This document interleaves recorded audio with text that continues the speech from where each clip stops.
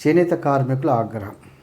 ప్రభుత్వ తీరుపై, అధికారుల తీరుపై చేనేత కార్మికుల ఆగ్రహం. ఒక వార్తా కథనం. వారు ఏమంటున్నారంటే, ట్రిప్ట్ పథకం విషయంలో కనీసం ఎంక్వైరీ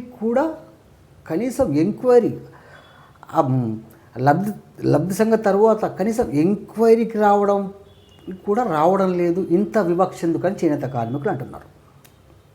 ఇక్కడ నేనేమంటున్నానంటే, పద్మశాలి మిత్రులు పొద్దున్న లేవంగానే జై చేనేత, జై నేతన్న అని వాట్సాప్, ఫేస్బుక్లలో వైరల్ చేస్తుంటారు కదా.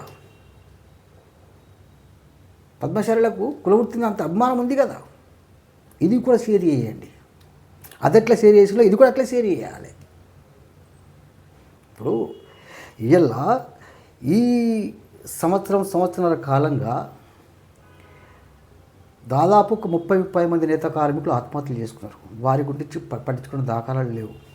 సిరిసిల్ల నేత పరిశ్రమ మొత్తం కుప్పగూలిపోయింది. దాన్ని పట్టించుకున్న నాదులు లేడు. ట్రిప్ పండు విషయంలో అసలు ఎంక్వైరీ కూడా రావడం లేదట. ఇంత పెద్ద జనాభా ఉంది. పద్మశాలి జనాభా ఎంత గింతుంది. అందులో చేనేత కార్మికులు ఎంత ఉన్నారు, గింతే ఉన్నారు. గింతే, బాగా కూడా కాదు.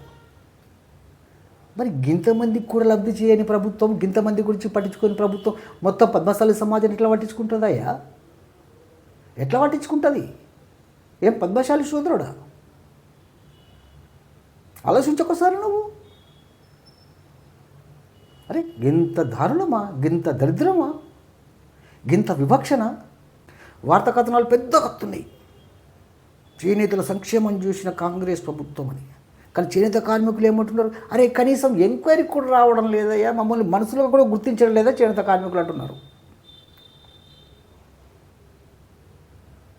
అరే, చేనేత కార్మికులు నరాలను ధారాలుగా చేసి ప్రతి నరం పనిచేస్తుంది, ప్రతి అవయవం పనిచేస్తుంది. అలాంటి వారి పట్ల కూడా ఇంత నీచమైన ధోరణి ప్రభుత్వం చూపిస్తే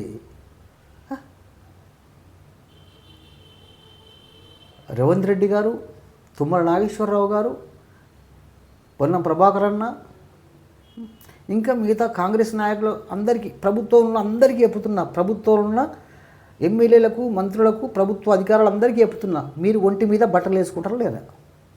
ఒంటి మీద బట్టలు వేసుకుంటారు కదా. మరి బట్టలు వేసి నేతన్న పట్ల అంత వివక్ష ఎందుకు చూపిస్తున్నారు?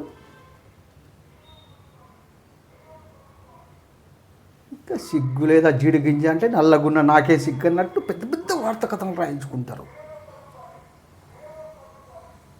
ఇది సరికాదు.